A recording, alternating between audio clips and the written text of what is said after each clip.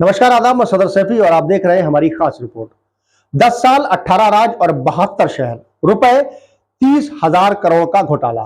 और उस शख्स का गुनाह जिसने देश की अर्थव्यवस्था को हिलाकर रख दिया। करोड़ रुपए के इस घोटाले ने सरकारी अधिकारियों और सरकारी विभागों की नींद भी उड़ा दी थी। स्कैम 2003 द तेलगी स्टोर अब ओटीटी पर रिलीज हुई है, तो इस स्कैम की यादें एक बार फिर से ताजा हो गई हैं। फर्जी स्टाम्प पेपर घोटाला जिसने भारतीय अर्थव्यवस्था को 30,000 करोड़ से ज्यादा का झटका दिया। लोग इसे फर्जी स्टाम्प पेपर घोटाला 2003 या तेलगी घोटाला कहते हैं। तेलगी फर्जी स्टाम्प पेपर घोटाला देश के सबसे बड़े घोटालों में से एक है।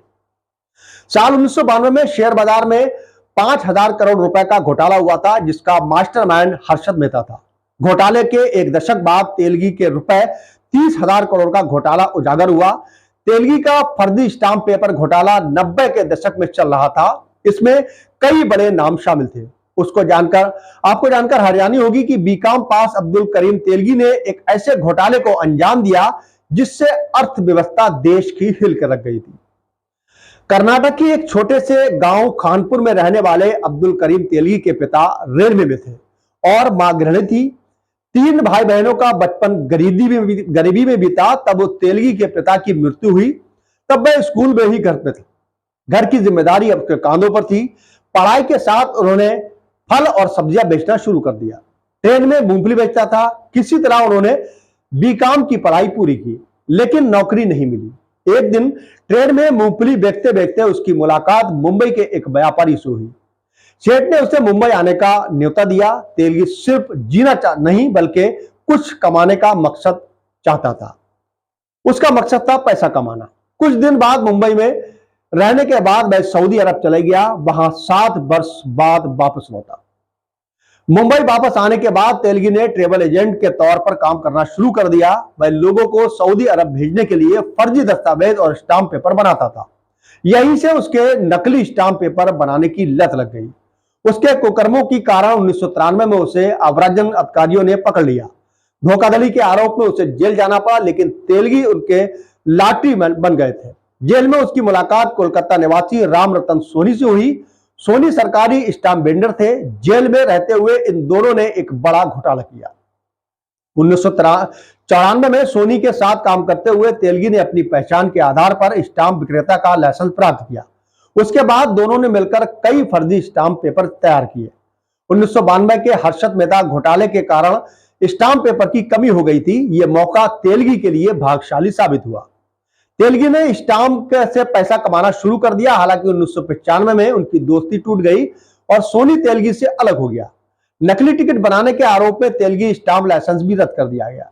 भले ही लाइसेंस रद्द कर दिया गया था, लेकिन तेलगी जनता जानता था कि नकली टिकटों से पैसे कमाए जाते हैं।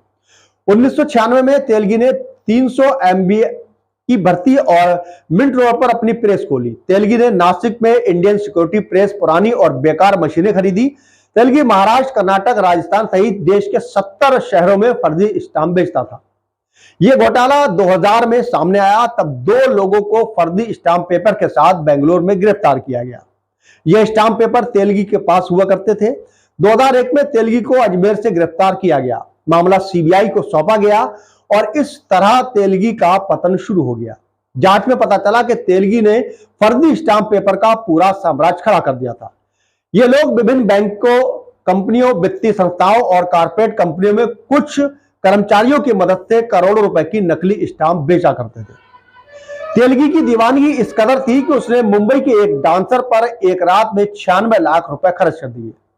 मुंबई के मशहूर टोपाज बार की एक बार डांसर को तेलगी कथित गर्लफ्रेंड बताया जाता था। वही बार लेडी का नाम तरन्नुम खान बताया जा रहा है। तेलगी उसकी सुंदरता पर मोहित हो गया था और उससे प्यार करने लगा था।